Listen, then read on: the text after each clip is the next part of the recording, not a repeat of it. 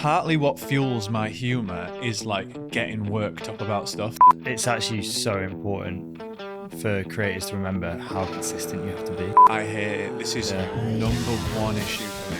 Film is like my hidden passion. Hidden in the sense that for some reason I just don't talk about it on TikTok. They put out a video once every 6 months. 10 million views every time. On the podcast today, I'm joined by Fred Asquith. How are you? Hi, good. How are you? I don't want to call Nice you to see you. an outreach alumni again. Yeah. No, and a current outreacher. Fred, Yeah. how are you, mate? One of the original outreachers, surely. Very early on. First 10? Oh, First 15. at least 15. I don't know about 10. How many have you got now? Nearly 50. So good, that, isn't it? That is good. It's grown. So good. Grown in a way that I hope that you don't feel like it's got to the point where like you're getting forgotten because there's too many people, because that's the goal. I feel like well attended to. It's absolutely mint. Phoebe's gonna love that. No, I love it. Like Phoebe's probably just butting me up, but like she honestly makes me feel like we've got like a good thing going on, that she's always looking out for stuff.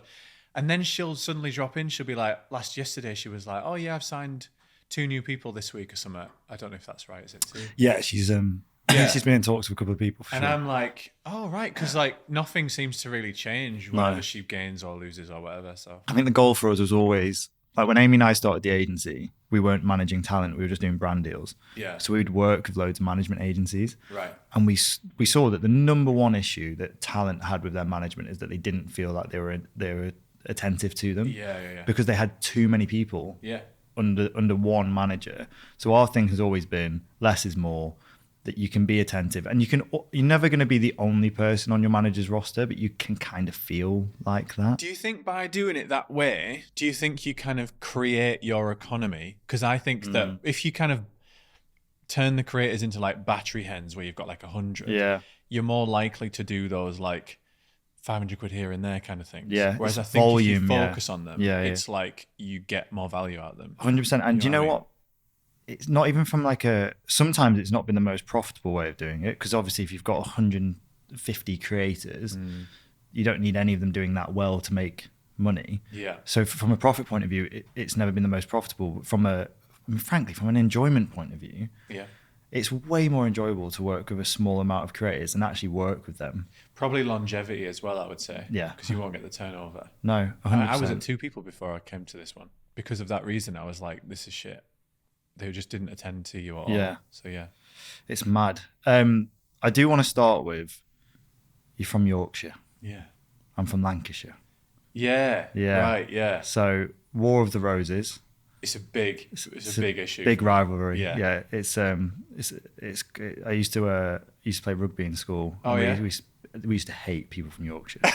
Couldn't have Yorkshire tea. Do you know what? I never ever knew that it was a thing until I went to York Uni. And right. York Uni played, who would it have been? Someone from Lancashire. Like Lancaster. Yeah. Something like that. And it was fucking insane. People were like foaming at the mouth.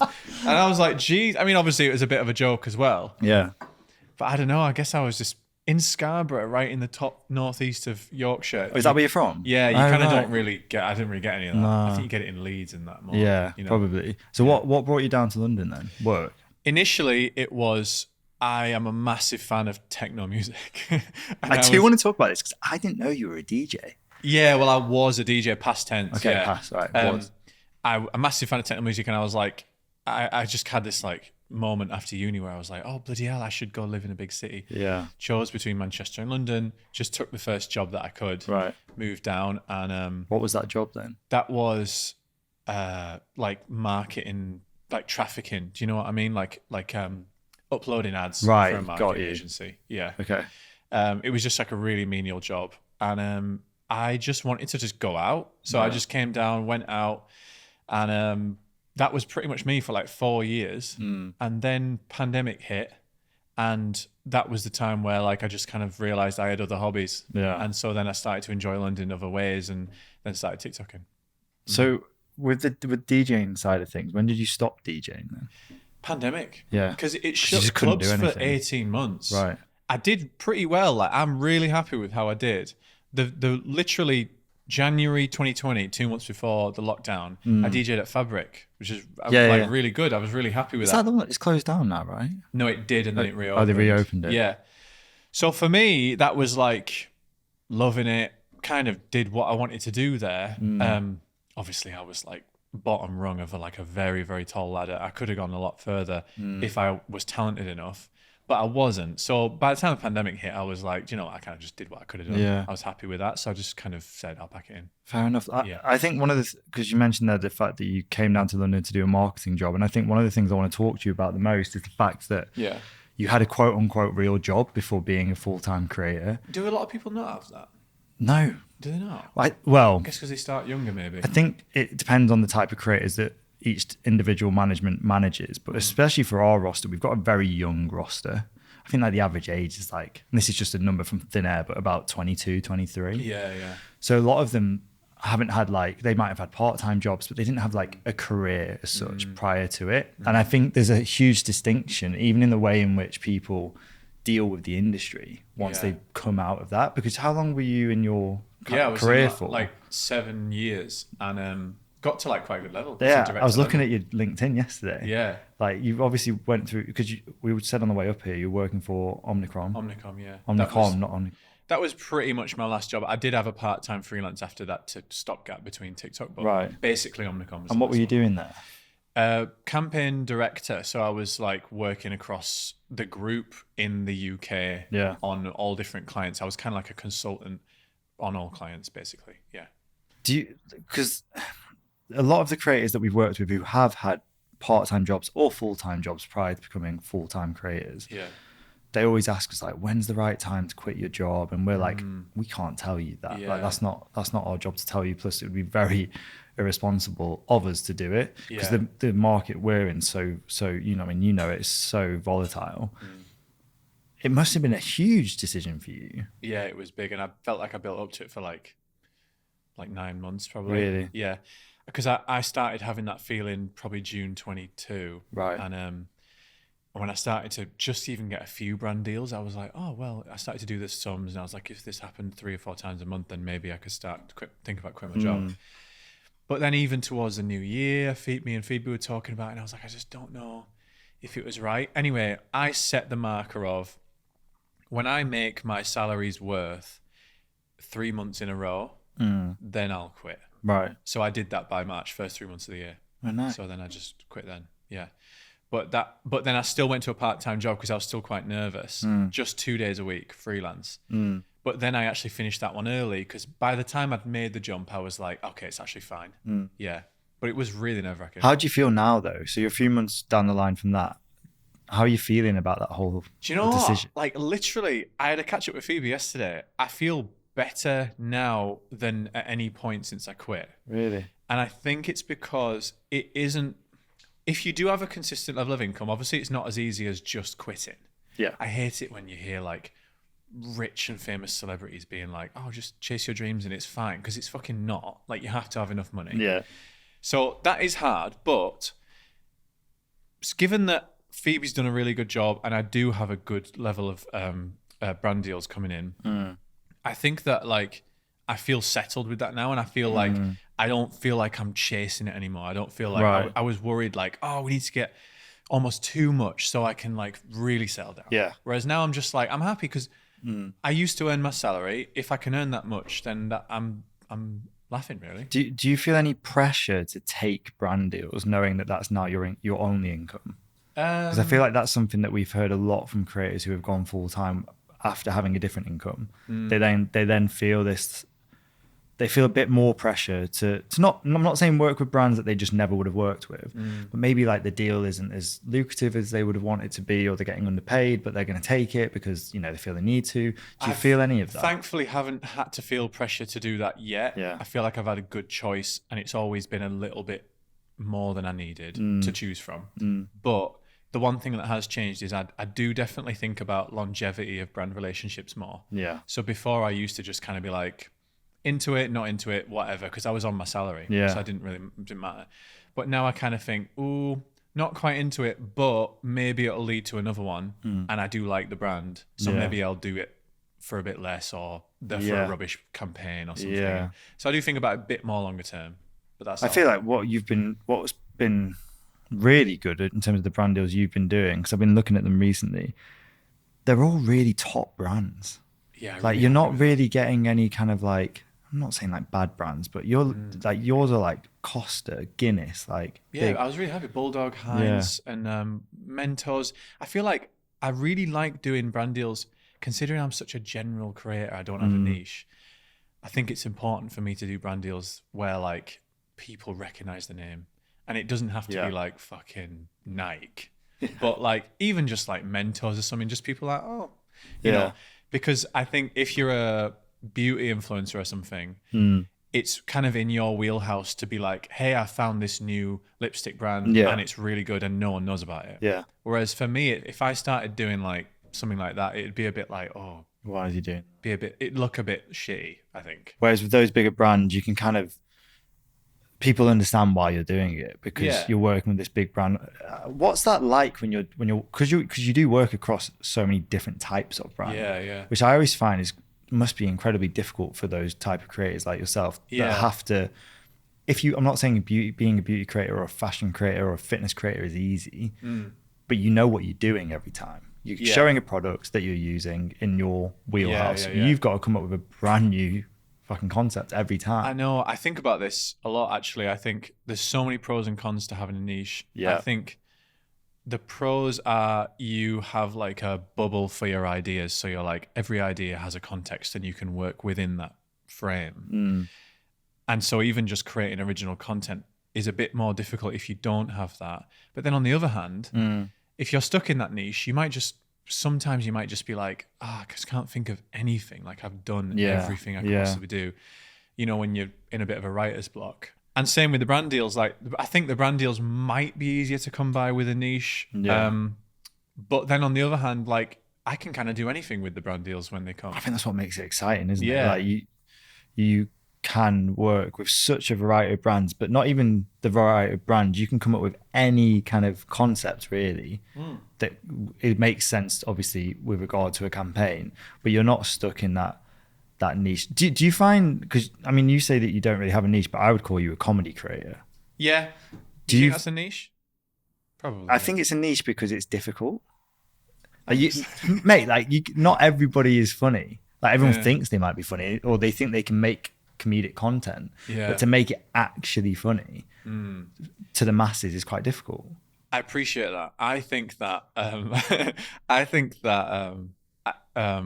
making comedy content is like is not necessarily about being funny, because I don't think I'm like very, very witty. But what I think that I can do is like I can get myself thinking about a topic or a story or whatever, and I'll get myself worked up about it, and I'll like either rant about it or I'll write all these things down, and I'll just rant about it to the camera, and then I'll cut it all up. And I think, to be honest, other people might just get bored doing that. Like I'll say something at the camera for like 30 minutes until I've made myself laugh. That's not really being funny. I think people like the candidness more than any kind of feeling of like a joke.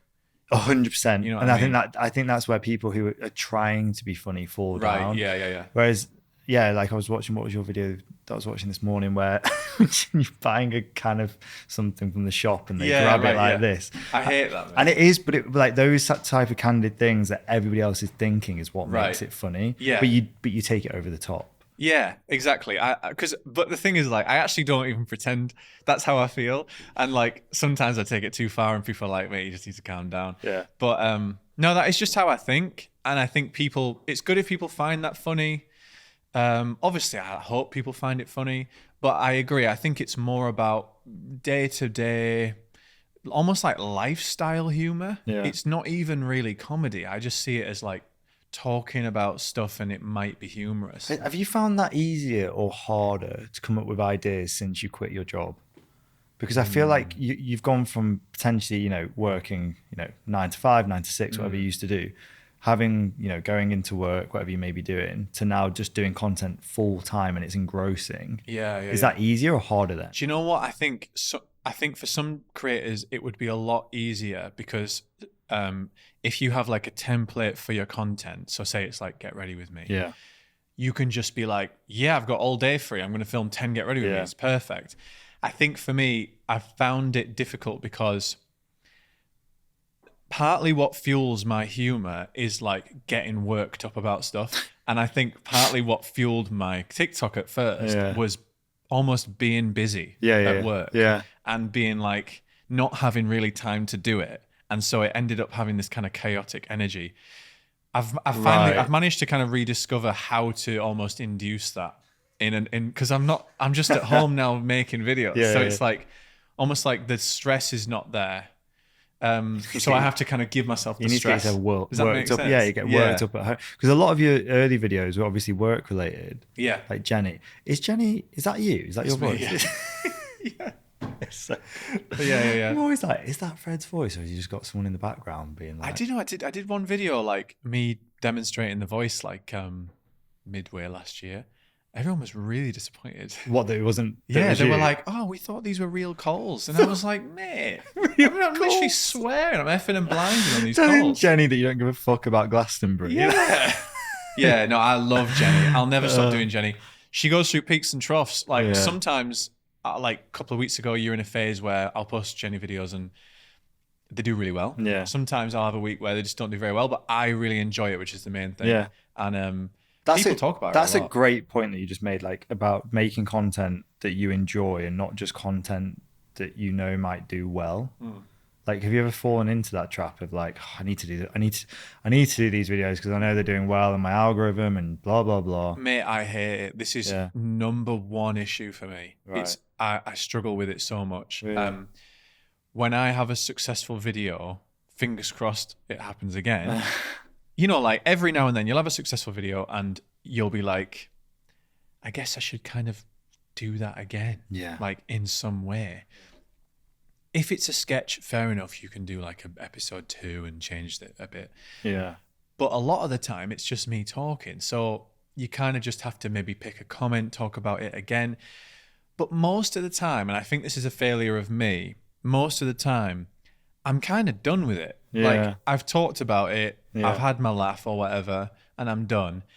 And yeah, I do have this thing nagging away at me being like, would you be bigger? And I think the answer is yes. Would you be bigger if you had milked every single big video you ever had to absolute death? Well, I mean, arguably, yeah. Definitely, yeah. So, but you wouldn't be enjoying it.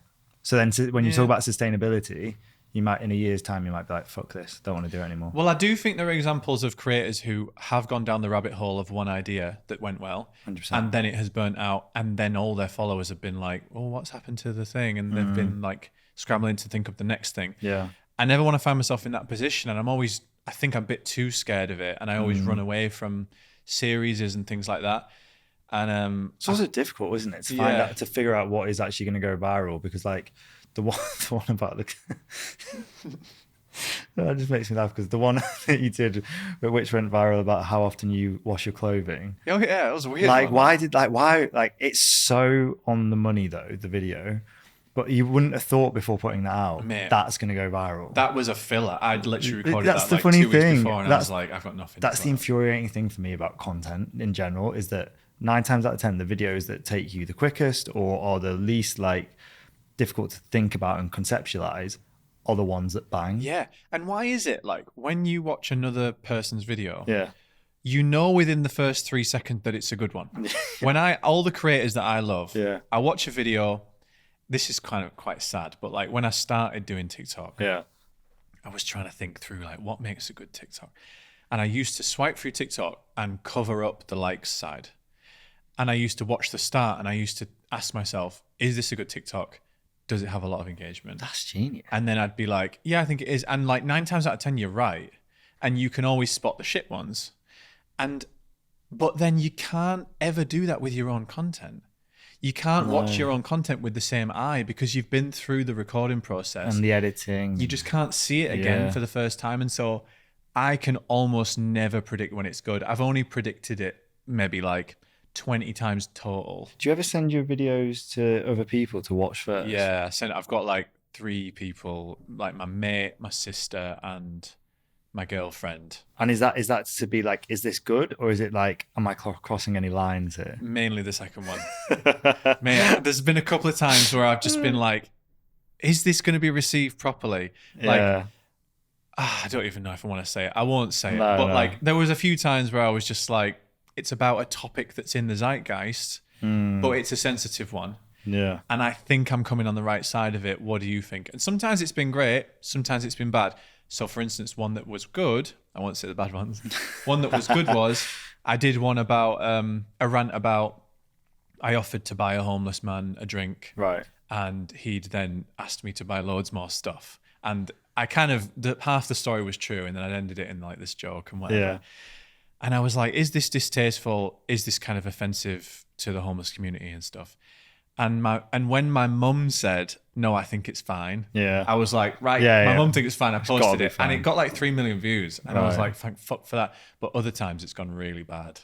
It's hard, isn't it? It's hard, especially for, you know, it depends what type of comedic content that you make. Yeah. But I feel like for the type that you make, you do talk about not controversial subjects, but you'd like, you know, sometimes on the line. I think it's on the line and I think it's provocative. Yeah, that's the word, provocative. Whereas like there's other people on our roster, like, I don't want to name names, but who do like a bit more clean comedy. Yeah. So like they never really have to worry about the jokes they make. Like, do you worry about any backlash? Yeah, I do. You do? I think that I worry about it because I think sometimes my content is quite easy to misinterpret. Yeah. Or maybe it's a fault of how I'm putting it out. But I think because I swear and because I rant, people often see it as aggressive when it actually can be about quite menial stuff. Yeah. It can be about like airports.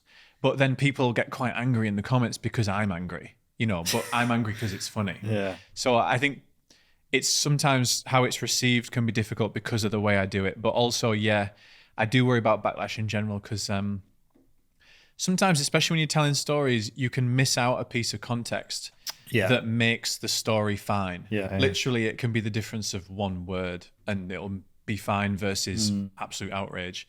And if you get it wrong sometimes and you maybe don't go on your phone for a day, you might be like fucked. Yeah. And it might be in the Daily Mail the next day. And that's the thing with short form content. It's very, very, very difficult to get any context into those. Or like you say, it's very easy to leave out context in those videos. Have you had much hate over the years? No, thankfully no. But there's just been individual videos. I think it happens when you penetrate a new group of people. Yeah. So like regular videos, they go out, they hit the same demographic that I've got. But then sometimes if you post a video that maybe goes extra big or is extra pertinent, so it's posted at the right time about a particular topic, you might hit a community that you've never hit before, and they might either not know your style or just might not agree with you, and then you get it. So there's been a few times I remember it wasn't actually an offensive video, and I'm not going to repeat anyway, but I did one about the royal family during the coronation or something. And people really care about the royal family, man. Yeah. I had no idea how much they cared about the royal family. There's like two types of people, isn't there? There's either like people there's three. There's people who hate them, people who's like not arse, but then there's people that are die hard. Yeah. And do you know what? Each to their own. Yeah. But this video just rubbed up the latter group big time, and I deleted that sharpish. Yeah. So I do worry about it. It's difficult, isn't it? Because what I was kind of getting to about the type of comedy you make is like, that's you though. So if you started doing the more like cookie cutter, not as like on the line stuff, then you would be even more in, I don't know what the word is, but like in risk of like not growing anymore. Yeah. And I think there's a few times where I've posted things that might have been on the line and maybe the comments were split, but because it's me and because sounds weird, but because I agree with me, I was like, I'll keep it up.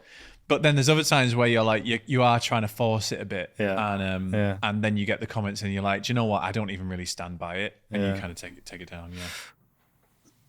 For me, right. So, and I mean this in the nicest way possible. Like, I don't feel like you grew up.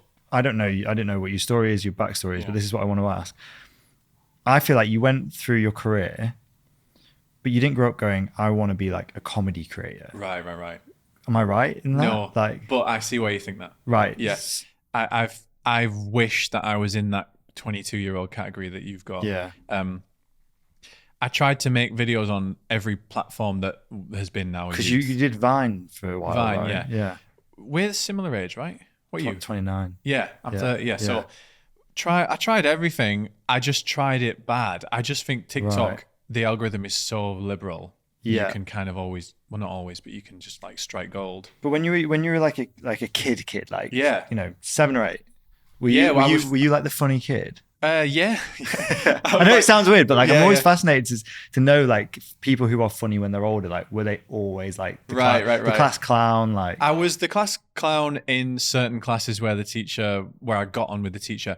I was never the Right. class clown that wanted to be like adversarial. right? Yeah. So if a teacher was fun or whatever, and I would always be filming sketches with certain mates. Really? Right. So I remember Okay. the first sketch kind of show I tried to film, I was probably like 11 and we had video camera and we were in the garden and it was just complete rip-offs of Monty Python and that. It was just like all bullshit.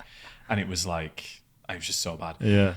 But before that, I used to do like, obviously, it sounds stupid, but like when you're 6 or 7 in the playground, like doing comedy stuff. Wow. So yeah, I think I always was that. But I'm not trying to make out like I'm fucking some like prodigy. Like I know what you're getting at. Like I'm not like someone who was going to break through regardless. I just happen to have done. No, right. I think where it comes from for me is like, because I know that you've had this like 7-year long not corporate career, but like very corporate. Yeah. Okay. So the corporate career, it seems like I don't know if I saw you as this like the comedian kid, if that makes sense. Yeah. No, but if that's what you were, it's interesting to hear that's what you were like, because so many of the creators, not just on a roster, but the people that I've worked with before, they were like from day one had cameras in their hand. Yeah. Like trying to make YouTube videos from like tiny ages. So it's cool to hear that you were doing Vine and all this stuff. Yeah. From day one. I think the difference there might be that like with that younger generation, YouTube was a thing by the time they were 8. And I think whereas for us, Mate, Paul I feel Burnham's like, a bit older than us and he kind of started YouTube. Really. well, we like, I don't want to make it sound like a violin story, but I feel like we missed our 5 years. We missed it a bit. Because our phones that we had in school, you couldn't film on that. No. It was like, I don't know if you remember, like little black like Samsung things, and like like Nokias, and they were so grainy. Yeah. Like you couldn't make content. If you remember being sent the panda sneezing, then you're too old to have been at the right Did you time. have Bebo? Yeah. People is mint, man. Top 5. Top 5 friends. Most toxic thing ever. Yeah, like and you just like see yourself move down after a day. I know, you'd be like, why? They'd be like the most social media that we kind of had, and I know Facebook and everything came in, but I had like MSN when you'd get home. Yeah. And you'd like talk to your mates again. Yeah, I'd rinse MSN. Would you be on it for like hours? Literally get home and sit there to speak to the people that I'd just been in school with. But it's almost like school would happen there more than at school. Yeah. Like all the kind of breaking up with you and all this on MSN. It's so true, mate. But no, I agree. I think so. I just use Bo Burnham. You know Bo Burnham. Yeah. I use him as the guide because he's 32, and he's kind of when he started YouTube, I feel like he was a pioneer of being a YouTube creator. Yeah. And so, you know, he was 15, 16, 17 when he started doing it, and that's a good example of the kind of time we could have started doing it. But I just really think that people born in like 98, they had it perfect. Yeah. Oh, yeah. Thinking about it, I'd say, like I was saying, the majority of our roster is probably born between 98 and 2002. And because they just grew up with it. And do you think that people born maybe 2005, they're almost too in it?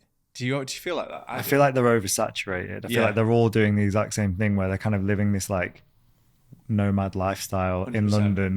None of them have jobs or anything, and they're just kind of like making this like random content that I don't understand. No, it's just lifestyle content. My biggest thing I've felt is that I think they feel like they're expected to be a fully formed human by the time they're like 16. I think there's a lot of pressure on this generation now that if you're 22 and you've not made it, you're a failure. Because I'll tell you one thing. Yeah, I'll tell you one thing for free. If I was able to have been successful on any app when I was like 15, they would be fucking deleted. Like I'm not happy with anything I created before the age of 25. Have you still got any of those videos that like you were making back in the day? I actually do wish I had them. I'm glad they're not out in public, Right. but when Vine rid the servers, I lost them all. So no, but when you said you were younger and you were making videos, like Monty Python type stuff. Yeah. You got them?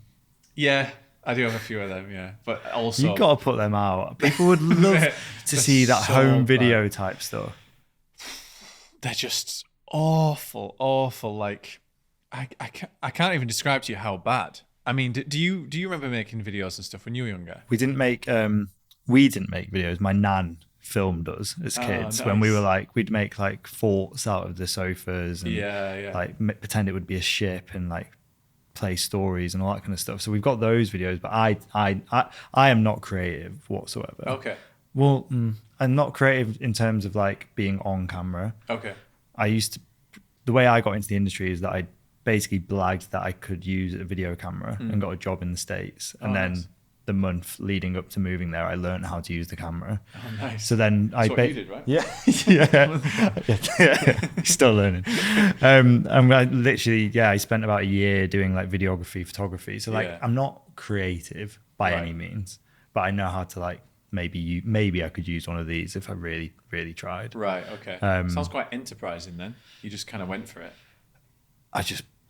My sister used to say fake it till you make it type of thing. Yeah. And a lot of times it is like, and I think that about business quite a lot. I think that some people think that, I mean, you've probably had it in like your big companies you've worked with where your managers really are just staying one step ahead. I completely agree. Like, I'm not saying this about everyone. I think there are a lot of people very committed to their job and so they should be. Yeah. But I think there are like the vast majority of people just kind of want to get the day done and go home or the night done and go home whenever you might be working. And I kind of think that's fine. I do. Yeah. And I think that I don't think everybody has to love what they're doing. No. I think it's a pipe dream that like has been thrown around. I also love the saying, do something you love and you'll never work another day in your life is bollocks.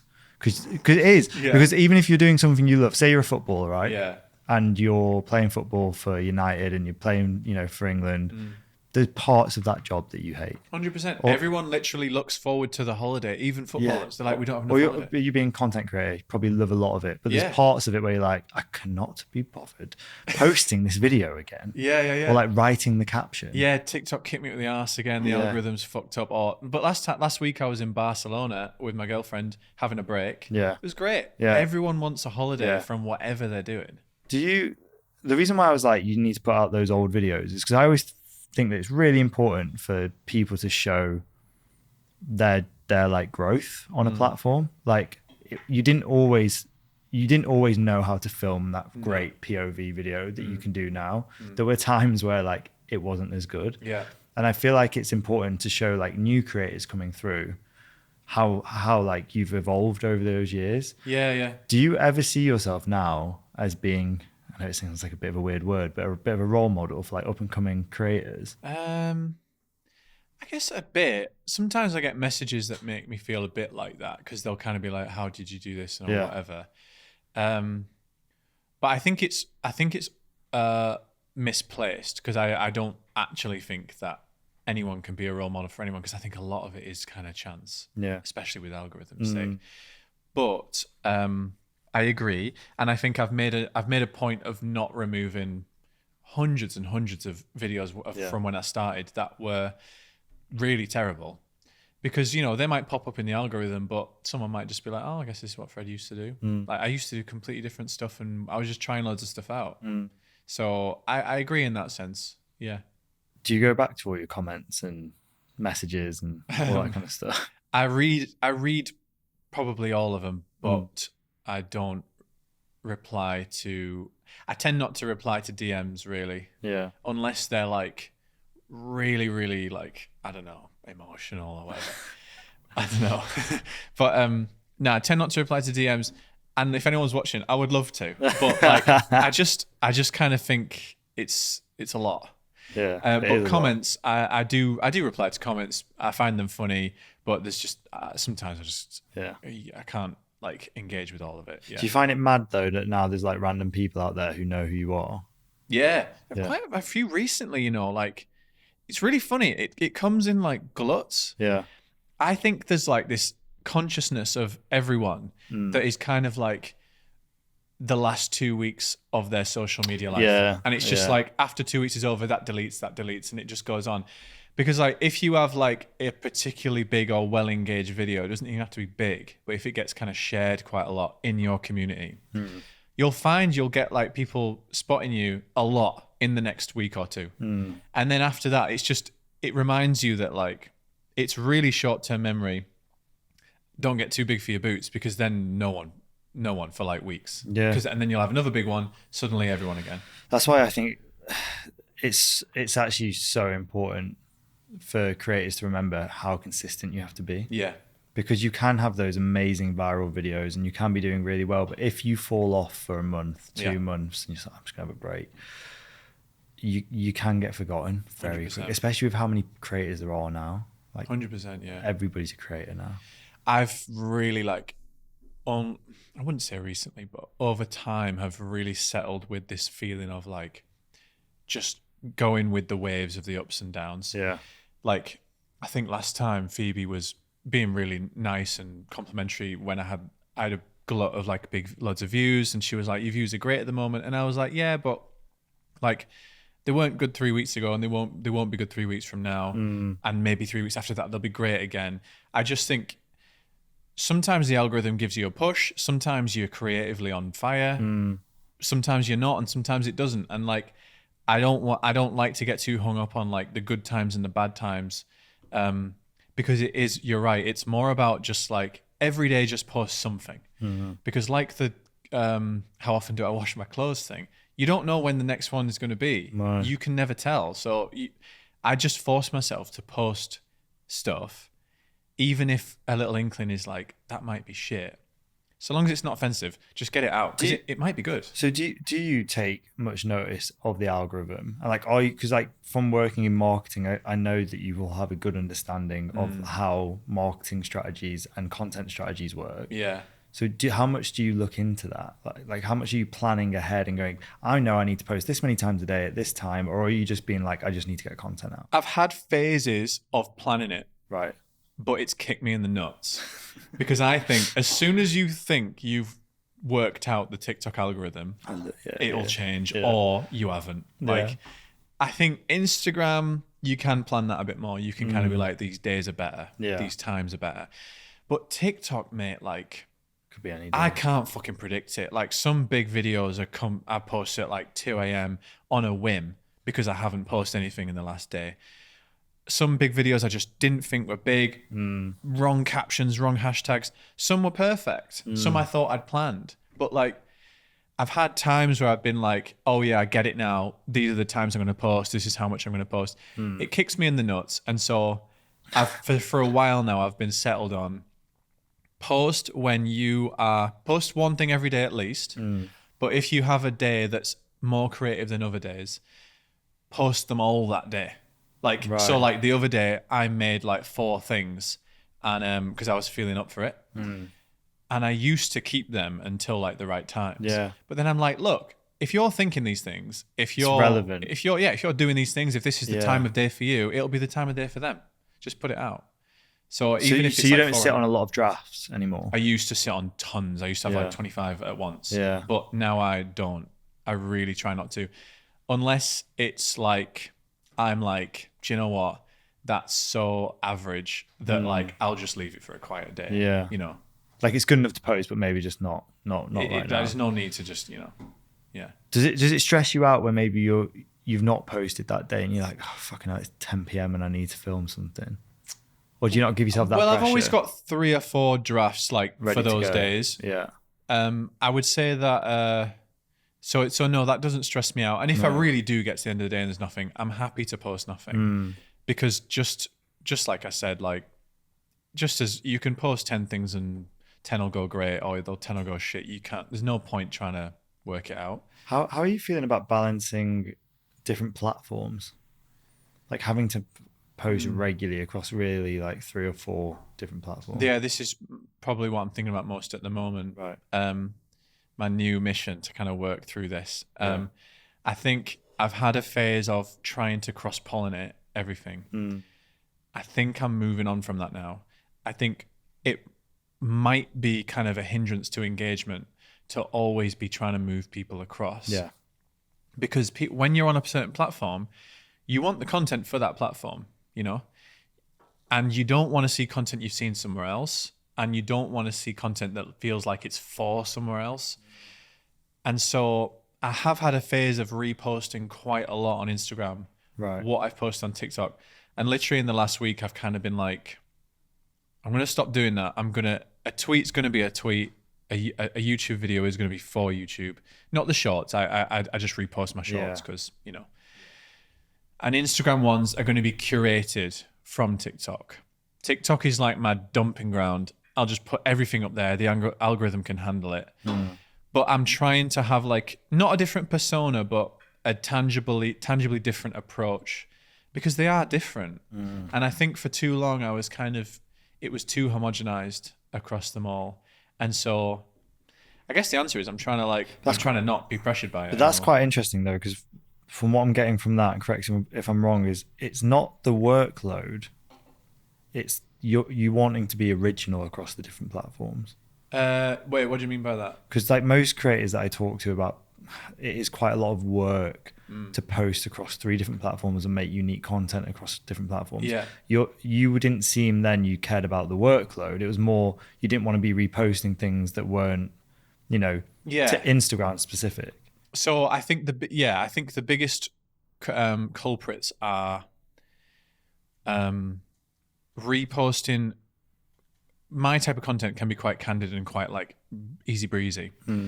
If I repost too much of that to Instagram, it just doesn't suit Instagram. Right, yeah. So what I mean is I'm trying to curate the Instagram-y TikToks. Yeah. So the ones that maybe have a bit more thought, editing or whatever. Yeah. And also another culprit is reposting TikToks to Twitter, maybe even without the watermark, always without watermark. Yeah. But people can just tell. And so I've stopped doing that. I'm trying to just do videos for Twitter that are just complete bullshit. And people seem to like that. Yeah. So I guess yes and no. Like I'm not being completely original on all platforms. Sometimes I might reconstitute an idea for different platforms in different ways. Yeah. But I'm just trying not to be the exact same on all of them. I saw you started doing a lot more long form YouTube videos at the moment. How's that been? I'm loving it. Yeah. Yeah, I love it. It's like a new lease of life. Yeah. Because it's completely different, isn't it? Yeah, and I think there is a bit of pressure, like when you feel like you have to fulfill a certain level of engagement to get brand deals and things like that on TikTok. I'm looking at YouTube and I'm like, no one fucking follows me there. I can just post what I want. Yeah. And it doesn't matter. Yeah. And you can almost be in the frame of mind of like, this is new, just like TikTok was new. Yeah. And I'm going to push it just like I did push TikTok. And maybe something will strike gold. Yeah, that's so weird. Like, considering YouTube is new. New for me. Yeah, I know, but that's what I'm saying. That's what I'm saying. I love it because it is like the oldest ongoing platform. Yeah. And to see it from a short form video creator enjoying it as new. Yeah. Is really cool. Like it's a cool thing to consider because I've noticed a lot of creators doing that. By the way, have you? Yeah. Almost being like rediscovering YouTube. Yeah. Do you know why I think it is? I think it's because it's just fucking harder. Like I'm not going to say anything except for the fact that just time span of making a long form video and editing and coming up to it is harder. It's hard. And the thing is, until shorts came in, it was one of the hardest platforms to grow a following. Impenetrable. It was so hard to grow those subscribers. Now shorts have come in, people are getting 1 million followers, 2 million followers. Yeah. But their views on long form aren't going up at the same ratio. So it's still difficult. To me, I'm not looking at people's subscriber base anymore. I'm looking at what their views on long form videos are. Yeah. Because that's where the real key to know whether or not they're performing well on the platform is. Yes. Yeah. But it is hard, mate. Like the other thing with YouTube, with TikTok, say you get started and something goes viral and then you put out 10 videos and it doesn't do very well. Yeah. That 11th video could still go viral. YouTube, you put out a long form video and it does nothing, you get 20 views. The next one's getting 20 views. And the next one, and the algorithm will really, really kick you in the arse. It drags it out. Like it's so consistent. Yeah. It's mental. Like my long form videos get 1,000 views every time. Yeah. No more, no less. But there will be a tipping point if you stay consistent and you make content that's engaging and adds value and all of the things that you're supposed to do with content. There will be a tipping point, and once you get that tipping point, and it goes off, it will then be hard to do badly. Yeah. Again. Well, I hope so. This is what I was thinking about the cross-pollinating thing. I think it's most important with YouTube. YouTube stuff has to be made for YouTube. 100%. And they're different viewerships. Completely different. And it has to be completely new ideas. Yeah. You can't just film the same idea. Like YouTube, the whole thing the whole concept, presentation, everything has to be different. And so I am really committed to like making my long form YouTube like I guess offering. Yeah. Being like really authentic and original and true to me.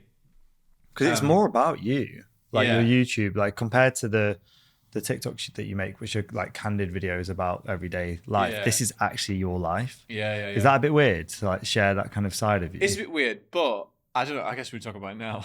I've been having a thought, thinking about it. I think I really want to niche up on YouTube. Yeah. So I think I'm so super general on TikTok and Instagram. I love it. It's lease of life, can just do what I want. Yeah. But it's harder to get brand deals of a certain type and blah, blah, blah. So I said to Phoebes, I think I'm going to be niche as fuck. Yeah. And I'm going to be like, so the algorithm knows what I'm doing. That's super smart. Like I've got some notes that Phoebe sent me yesterday about just things you talked about yesterday, and that was one of them. Yeah. But with YouTube, if you can be niche as fuck, as you said, it's so imperative to doing well. Like it's such like a cheat code of doing well, because there's always an audience for whatever that niche thing is. Like I've said this before on the podcast, but one of my favorite YouTube channels, and it's the nerdiest thing in the world, is this cartoon YouTube channel all about history. So it'll be like, it'll teach you about like World War One in like a comedic way. Yeah. They put out a video once every 6 months. And people love it. 10 million views every time. Yeah. And it's solid. It's mental. Yeah. Have you seen like that Kirstgast? What's that one? No. It does like scientific things and similar. Just tons of views. And like there's always like murder mystery ones and things like that. And like Ellen and Neil does loads of stuff about murders and unsolved crimes and things like that. And like that kind of, I know I'm not saying you're going to do that kind of niche stuff, but it is important to be what kind of niche are you going to try? So mate, like, another thing about my childhood is I was always trying to make films, write films. Because you did TV and film at uni, right? Did a film degree at uni. Film is like my hidden passion. Hidden in the sense that for some reason, I just don't talk about it on TikTok. I don't fucking know why. I'm trying to make myself. But I just thought, I was suddenly like, ding, I want to talk about this all day with my friends. I should just make this my niche on YouTube. The only problem is, it's actually not that niche. So what I'm trying to do is I'm almost trying to niche it more, because like film and TV, everyone fucking talks about film and TV. Like there's so many YouTubers that. So are you talking about niching it down to teaching people about how to do stuff? No. I'm not good enough for that. I think I'm talking about like making it. So that's the topic, but I'm talking about making the format really, really specific. I'm just going to say one of the ideas I've got. It's shit. No, it won't. I love listing things. I love ranking things. Oh yeah, okay. So fair. I'm thinking about making literally a channel that's literally about just me ranking shit. Yeah. Because I think it encourages conversation to be like, oh, Fred ranks fucking Chris Nolan films or whatever. Isn't it weird that at the beginning of this conversation we were talking about the benefits of not niching? Yeah. And now you're on a different platform. I know, making a niche about lists. Would you agree that it is more important on YouTube, or is that just in my head? No, I do think it's important. I think there's a huge benefit to I'm not taking back what I said earlier, but I think there is a huge benefit to having a niche. But I think you don't have to have a niche. Yes. I don't think you have to have a niche, but there's a huge benefit to having one, in that the algorithm, from an algorithmic point of view, having a niche is like the only having a niche and being consistent and having high quality videos and adding value are the 4 things that I would say make it important in the algorithm. Yeah. I just think that, well, I think I'm a good example that if you don't have a niche on TikTok, you can penetrate with like day-to-day things, and that doesn't have to be comedic. I think if you try and just like be yourself on YouTube, I think those days are done. I think you could, back in the day, you could kind of just get big being like, hey, I'm going out and about in London, but like you can't do that. I don't anymore. think the vlog channels are ever doing as well anymore. No. There are still obviously really great vlogging channels, and there's that frankly famous people that have vlog type channels, and people want to see about their really cool life. Or people who are in a niche that then expanded out to do vlogs. Yeah, exactly. But the majority of the, if you like, have you ever completely signed out of YouTube, or even like gone on a brand new laptop, not logged into like any Google account, and then just like gone onto YouTube? It's fucking terrifying. And seen what the algorithm shows you. Yeah.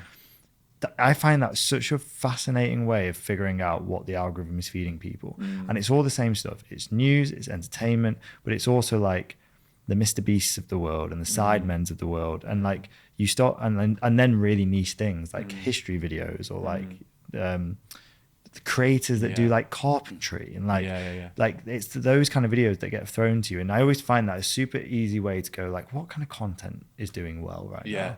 Mate, my algorithm gives me, and I don't even like any of this stuff, and I love watching the videos. It gives me trains, golf, boxing for some reason. These are literally not even my interests, and yet I watch them constantly. Mate, we're about to lose whoever is going to listen to this. We're about to lose them because I am terrible at golf, but my YouTube is full. I love watching Rick Shields. Rick Shields, mate. Have you seen them? Four brothers. You know, they're TikTokers. They're literally four brothers, and one of them's got curly hair. Okay. But they're pretty big TikTokers. I think they've got like 2 or 3 million. But they've started a YouTube channel for golf called Four. It's spelled like that's four really good. brothers. It's doing great, and it's the same as Rick Shields, like playing golf rounds, but because they're funny.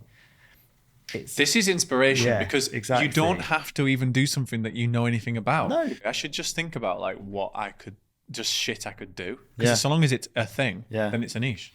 I mean, I think that the thing that's true of you is you're naturally comedic. So anything you do, and it might be embarrassing for me to say it in front of you, but like anything you do will be funny.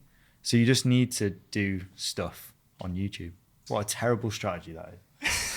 Just do stuff on YouTube. We're talking about niche all the time. And we're like, just do something. Just do something. No, but you know what I'm saying. No, I think you're right, mate. And I am an obsessive fucking lister, and I would actually love to sit there every week and be like, I'm going to rank whatever.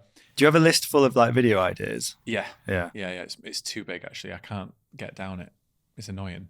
Whenever you just come up with an idea, you just pop it on there. Yeah, and I'm like, but there's too many on there, and I find myself organising it sometimes. I'm like, oh, fucking hell. I end up just filming stuff in the moment, and I barely use it, to be honest. I need to ask you, what are your plans for the future then? Like, what are the next big steps for Fred? Big steps for Fred are, I want YouTube to be, this sounds mental right now, I want YouTube to be my primary platform. No, I love that, and I'm glad you're saying it, because I think all creators should. I think YouTube should be the one for all creators, because it's the only one that is sustained. It's a better money maker. Yeah. It's more consistent. It's not going anywhere. No. And I think you get better brand deals off it. When I said money maker, I meant like the YouTube give pay you for it, right? The ad set. So I want that to be my primary platform. Yeah. 2, ideally, I'd like to find, I guess like a job. I'd like to find a job off the back of my TikToking and whatever that would mean that I don't have to rely on TikTok. Right. So I guess YouTube counts as one of those things. But like I was talking with Phoebe yesterday, like I'd love to be a TV presenter. Yeah. I want to be I want to present this fucking shit podcast on my YouTube. I'm starting swearing more now. I'm getting relaxed.